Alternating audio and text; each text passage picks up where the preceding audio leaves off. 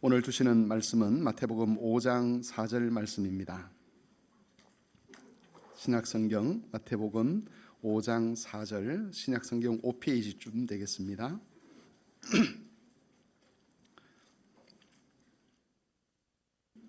하나님 말씀을 봉독하겠습니다. 애통하는 자는 복이 있나니 그들이 위로를 받을 것이며. 아멘. 성경 복음서들을 보면 예수님께서 사역을 시작하실 때 외쳤던 말씀이 있습니다. 하나님의 나라가 가까이 왔다는 이 말씀을 전파하시면서 예수님은 사역을 시작하셨습니다. 하나님의 나라가 가까이 왔다라는 말은 지금 내 눈앞에 하나님 나라가 와 있다는 그런 의미입니다. 지난주에 말씀을 드린 것처럼 하나님 나라 또는 천국이라고 하는 것은 우리가 죽고 난 다음에 하늘로 올라가서 들어가는 곳이 아니라는 것이지요. 예수님은 하나님의 나라가 하늘에서 이 땅으로 내려왔다라고 그렇게 말씀을 하셨습니다. 따라서 하나님 나라는 장차 죽어서 가는 곳이 아니고 지금 여기에 그리스도 안에 있는 모든 사람들에게 이미 임하여 있는 나라, 또 다르게 표현하면 우리 모든 그리스도인들이 이미 들어와 있는 그런 나라라고 할 수가 있습니다. 이 하나님 나라의 핵심은 하나님의 다스림입니다. 하나님이 우리를 통치하여 주시는 것, 이게 하나님 나라의 핵심인데, 이 하나님의 통치로 말미암아서 하나님 나라는 힘을 가지고 있습니다.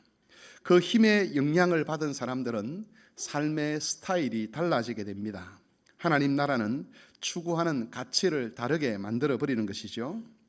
세상 나라에 속한 사람들이 추구하는 가치는 우리가 잘 알고 있는 대로 돈과 권력과 명예와 주로 관련이 있습니다. 세부적으로 조금씩 차이가 나긴 하지만 결국은 돈, 권력, 명예 또는 쾌락으로 사람들의 가치관이 이렇게 모아진다는 겁니다. 그런데 하나님 나라는 그런 가치에 변화를 줍니다. 귀하게 여기는 것, 인생에서 가장 중요하게 생각하는 기준이나 목표가 달라지게 만드는 겁니다. 마태복음 6장에서 예수께서는 제자들을 향해서 하나님 나라와 그의 의를 구하는 것을 가장 우선적인 기준으로 삼으라라고 말씀하셨는데, 바로 이것이 하나님 나라가 일으키는 변화입니다. 하나님 나라의 힘이, 하나님의 다스림이 각 사람 안에 임하게 되면 사람들의 삶의 기준이 달라지는데, 하나님의 나라와 의를 구하는 것이 가장 우선적인 기준이 된다는 겁니다.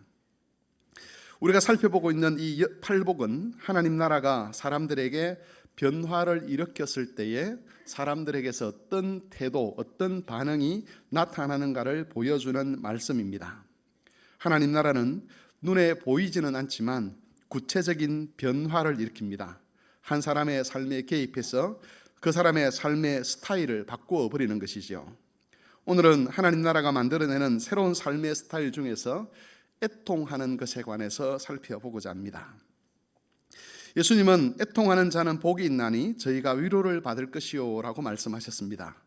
이것을 원래 의미대로 풀이를 해보면 복이 있도다 애통하는 자들이여, 왜냐하면 너희가 하나님의 위로를 받을 것이기 때문이다 라고 그렇게 번역을 해볼 수 있습니다. 이 예수님의 말씀을 잘 이해하기 위해서는 두 가지를 살펴보아야 하는데, 첫 번째는 애통한다는 것이 정확하게 무엇인가 하는 것이고, 두 번째는 예수께서 말씀하신 위로라고 하는 것이 무엇인가 하는 겁니다. 먼저 애통하는 것이 무엇인가에 대해서 살펴보겠습니다. 여기서 애통한다라는 말로 번역된 이 말은 성경 다른 곳에서는 슬퍼한다는 말로 그렇게 번역이 되어 있습니다.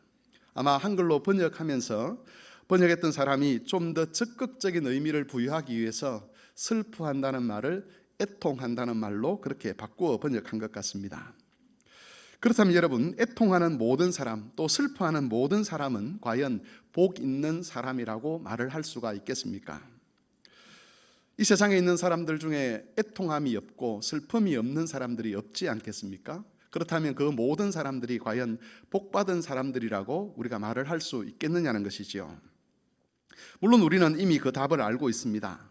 여기서 말하는 애통이나 슬픔은 그냥 일반적으로 사람들이 생각하는 그런 슬픔이나 애통은 아니라는 것이죠.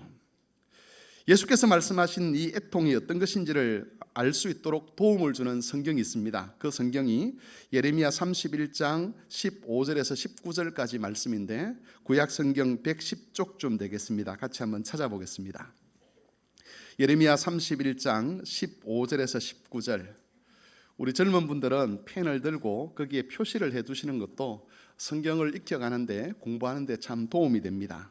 구약 성경 110쪽 예레미야 31장 15절에서 19절까지 교독을 한 절씩 하고 마지막 절은 같이 읽겠습니다. 구약 성경 110쪽입니다. 예레미야 31장 15절에서 19절까지 제가 먼저 15절을 읽겠습니다. 여호와께서 이와 같이 말씀하시니라. 라마에서 슬퍼하며 통곡하는 소리가 들리니 라헬이 그 자식 때문에 애곡하는 것이라. 그가 자식이 없어져서 위로받기를 거절하는도다.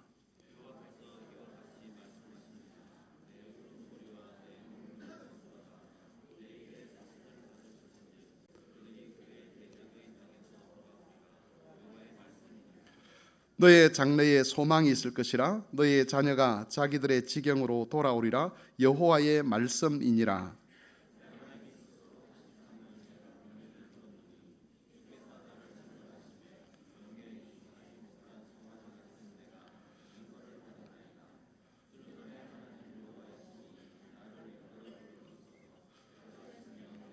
같이 읽습니다. 내가 돌이킨 후에 뉘우쳤고 내가 교훈을 받은 후에 내 볼기를 쳤사오니 이는 어렸을 때의 치욕을 짐으로 부끄럽고 욕됨이니이다 하도다.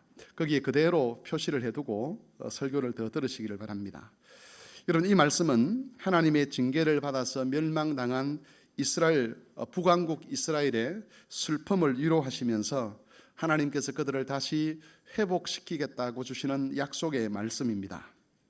여기에 라헬이라는 인물이 등장합니다. 이 라헬은 원래 야곱의 아내였습니다. 그런데 여기서는 전쟁과 멸망으로 자식을 잃은 그런 어머니들을 가리키는 말로 사용이 되고 있습니다.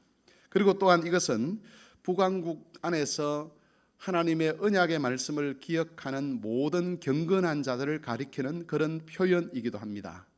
우리가 성경에서 주로 환유법이라는 것이 자주 사용이 되는데 어떤 특정한 인물을 통해서 다른 어떤 것들을 포함해서 상징하고 싶을 때 환유법을 사용합니다. 라헬이라고 하는 이 인물은 북왕국의 멸망 앞에서 경건했던 사람들이 하나님의 약속을 기다리는 그 모습을 보고 그 경건한 자들을 표현할 때 한 인물, 라헬이라는 인물을 들어서 그 표현을 하는 것이죠.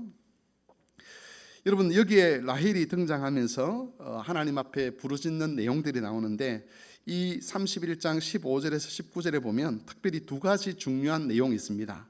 첫 번째는 슬퍼하며 통곡하는 이 라헬 또는 경건한 자들이 사람들의 위로받기를 거절했다는 겁니다. 여러분, 왜 위로받기를 거절했겠습니까? 사람들이 이렇게 저렇게 위로라고 하는 그것이 사실은 그 어미들의 애통한 마음과 현실을 해결할 수 없기 때문입니다.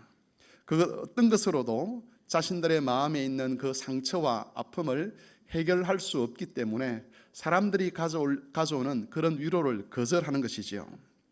이 경건한 자들, 이 어미들이 어떤 심정이었는가 하는 것은 18절, 19절에 나타나 있습니다. 여러분, 개역 개정 성경에 보면 주께서라고 하는 부분부터 19절에 욕됨이니다까지가 이 경건한 자들이 탄식하는 내용입니다. 여기서는 에브라임이 탄식했다고 하는데 이 에브라임도 환유법으로 사용된 표현입니다. 모든 이스라엘의 경건한 자들을 가리키는 그런 표현인데 18절 주께서라고 하는 부분부터 19절 욕됨이니다까지 같이 한번 이 어떤 마음을 가지고 하나님 앞에 이들이 서 있는가를 한번 살펴보도록 하겠습니다. 같이 한번 읽겠습니다. 주께서 나를 징벌하심에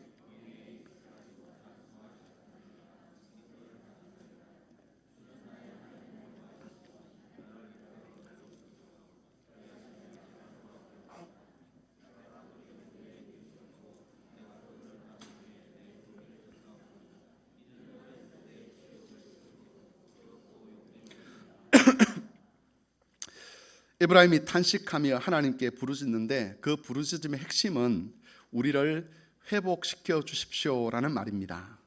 우리가 하나님의 징계를 받아서 나라가 멸망을 당하고 수많은 사람들이 죽어나가고 모든 것이 다 사라져버리고 고통밖에 남지 않는 이런 불쌍한 우리를 하나님 긍휼히 여겨 주십시오. 우리를 회복시켜 주십시오라고 하나님 앞에 간청합니다. 이런 간구를 하는 경건한 사람들에게는 하나님의 구원 외에는 어떤 다른 것도 위로가 될 수가 없었습니다. 오직 하나님께서 다시 이스라엘을 구원해 주셔서 그들을 고통에서 해방시켜 주시고 다시 이스라엘을 하나님 백성으로서의 영광에 이르게 하는 그것 외에는 어떤 것도 이들의 탄식과 애통을 멈추게 할 수 없었다는 겁니다. 여러분, 여기서 보아야 될, 특별히 우리가 살펴야 될 두 번째 내용은 이들은 절망하거나 포기하지 않았다는 겁니다. 사실 북왕국 이스라엘이 아수르에 의해서 멸망을 당했을 때 회복에 대한 가능성은 일말의 티끌만큼도 없었습니다. 인간적으로 본다면 이스라엘이 회복될 것이라는 그런 기대를 전혀 할 수 없었다는 겁니다. 당연히 모든 것을 포기하고 절망하는 것이 정상적인 반응이었습니다. 그런데도 이 경건한 사람들은 끝까지 하나님의 구원을 기대하고 있었습니다. 앞에서 살펴본 것처럼 모든 것이 끝장난 것 같은 그런 상황 속에서도 이들은 여전히 자신의 죄를 자백하면서 하나님의 구원을 위해 부르짖고 있었습니다. 회개하는 자들을 회복시키시겠다고 약속하신 그 하나님의 약속이 옳다는 것을 마음에 새기고 그 약속을 하신 하나님이 신실하다는 것을 믿고 끝까지 하나님의 구원을 향하여 부르짖고 있는 것이지요. 여러분, 예수께서 말씀하신 애통하는 사람이라는 것은 바로 이런 특징을 가진 이런 삶을 살아가는 사람들을 가리키는 표현입니다. 여호와 하나님의 구원 외에는 어떤 것도 참된 위로로 여기지 않는 그런 태도로 살아가는 사람들, 또한 구원 약속에 대한 하나님의 언약 때문에 어떤 절망적인 상황 속에서도 끝까지 인내하는 사람들이 예수께서 말씀하신 애통하는 사람들입니다. 여러분, 우리 삶에는 우리를 슬프게 하는 일들이 많이 있습니다. 우리를 애통하게 하는 많은 일들이 있죠. 어떤 경우에는 자녀들 때문에 마음에 슬픔이 생깁니다. 자녀들의 삶에 문제가 생기고 그들의 삶이 온전해지지 못할 때, 자녀들이 부모의 믿음의 기준에서 탈선해 갈 때 우리의 삶의 모든 힘들이 빠져버리는 것이죠. 어떤 경우에는 경제적인 문제 때문에, 또 어떤 경우에는 몸이 병들고 아픈 것 때문에 우리가 슬퍼지게 됩니다. 단순한 슬픔을 넘어서 애통으로 나아가는 경우들이 많이 있지 않습니까? 우리를 가장 슬프게 하는 것은 죽음 때문에 사랑하는 사람들을 떠나보내야 하는 것입니다. 나이가 든 분도 마찬가지지만 결혼한 지 얼마 되지 않고 아직 어린 자녀들을 둔 그런 부부들 중에서 어떤 사람은 죽음 때문에 남편을 떠나보내기도 하고 어떤 사람은 죽음 때문에 아내를 떠나보내기도 합니다. 또 어떤 사람은 부모를 떠나보내기도 하고 어떤 사람들은 자녀를 가슴에 묻는 그런 일들도 일어나게 됩니다. 이런 것들은 우리가 원하지 않는 일들입니다. 하지만 마치 불청객처럼 여지없이 우리의 삶에 파고 들어와서 우리의 삶이 무너져 버리도록 만들어 버립니다. 어떤 사람들의 표현대로 마음을 후벼 팝니다. 그리고 지울 수 없는 깊은 상처를 우리에게 남깁니다. 여러분, 예수께서 말씀하신 애통이라고 하는 것은 이런 일들 앞에서 인간적으로 절망하는 것이 아니라 이 모든 슬픔과 아픔을 가지고 그리스도를 찾고 그리스도의 위로를 기다리는 그런 태도를 말하는 것입니다. 예수 그리스도 외에는 우리를 그 아픔과 절규에서 건져내실 분이 없다는 것을 마음에 고백하고 고통이 더해질수록, 아픔이 더해질수록 더욱더 그리스도를 찾고 은혜를 구하는 태도가 바로 예수께서 말씀하시는 애통하는 사람들의 모습입니다. 여러분, 애통한다는 것이 무엇인가를 더 잘 이해하기 위해서는 애통의 반대말이 무엇인가를 우리가 생각을 해보면 더 유익이 될 수 있습니다. 일반적으로 우리가 애통한다, 슬퍼한다는 말의 반대말로 생각하는 것은 기뻐한다라고 그렇게 우리가 이해를 할 수가 있습니다. 이건 틀린 말이 아니죠. 그런데 조금 다른 측면에서 우리가 생각을 해본다면 애통의 반대말은 절망입니다. 예수께서 애통하는 사람이라고 말씀하실 때에 그 애통의 반대 측면에 있는 사람은 어떤 사람이냐? 기뻐하는 사람 이렇게 말할 수도 있지만 또 다른 측면에서 본다면 절망하는 사람이 애통하는 것과 반대 측면에 있는 사람이라고 할 수 있는 것이지요. 고통 앞에서 절망하는 것은 애통하는 것을 거부하는 겁니다. 사고와 질병 앞에서 그리고 죽음 앞에서 더 이상 소망이 없다라고 생각하면서 스스로 절망해 버리는 것, 그것이 애통하는 것과 반대되는 것입니다. 경제적으로 부유한 자리에 있던 사람이 모든 경제적 기반을 잃어버렸을 때 삶이 무너져 내리지 않습니까? 그럴 때에 절망하지 않는 것, 그럴 때에 그 절망을 하나님 앞에 내어놓는 것, 그게 애통이고, 애통하지 아니하고 절망한 채로 무너져 내리는 것, 그게 애통과 반대되는 개념이라고 할 수 있는 겁니다. 애통한다는 것은 절망하는 것을 거부하는 겁니다.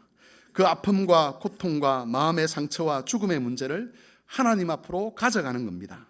모든 절망적인 상황에서 그 절망에 점령당하지 아니하고 하나님께서 신원하여 주실 것을 믿고 하나님께 대한 기대를 가지고 하나님의 구원을 기다리는 것, 그것이 바로 애통하는 것입니다.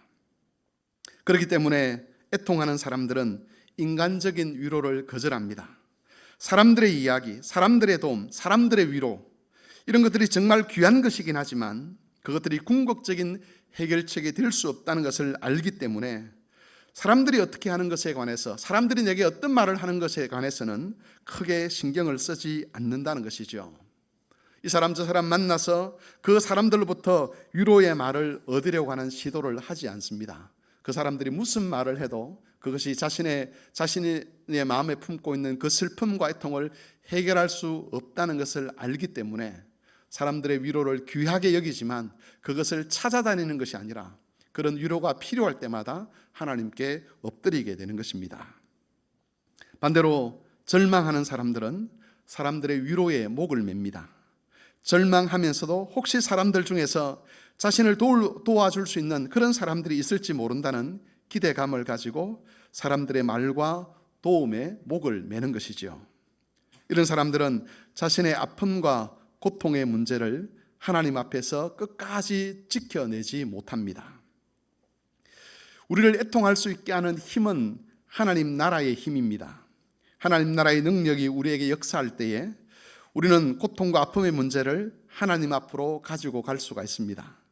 죽음의 문제를, 슬픔의 문제를 하나님 앞으로 가져가서 하나님의 위로를 기다리며 그 자리를 지켜낼 수가 있다는 것이지요.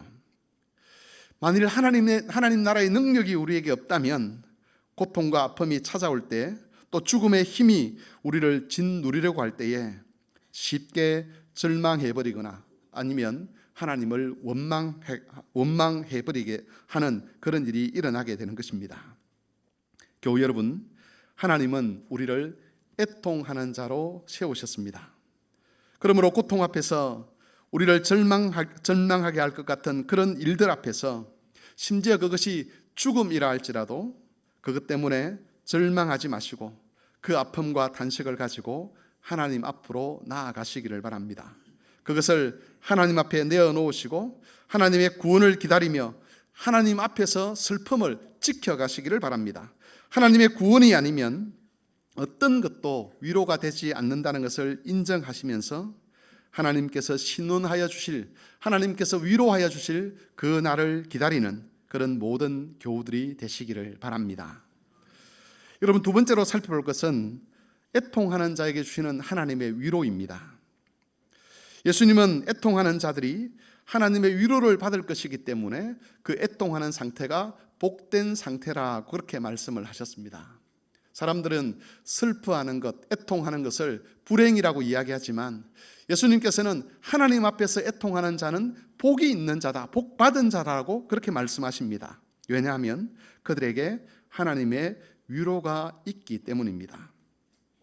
팔복을 묵상할 때에 우리가 기억해야 할 것은 예수께서 약속하신 이 말씀들은 종말론적인 성격을 띈다는 겁니다. 여러분, 종말론적이라고 하는 것은 지금 모든 것이 한꺼번에 당장 이루어지지 아니하고 이것이 완성을 향해서 나아가는 그런 특징을 가졌다는 뜻으로 사용되는 신학적인 용어입니다. 종말론적인 성격을 가졌다. 이것은 하나님의 약속이 지금 여기서 다 이루어지는 것이 아니라 이것이 점점 채워지고 있게 되고, 그리고 그 마지막 날 어느 한 지점에서 모든 것이 완성된다는 그런 특징을 가졌을 때에 그런 것을 가리켜서 종말론적이다라고 이야기를 하는 것이지요.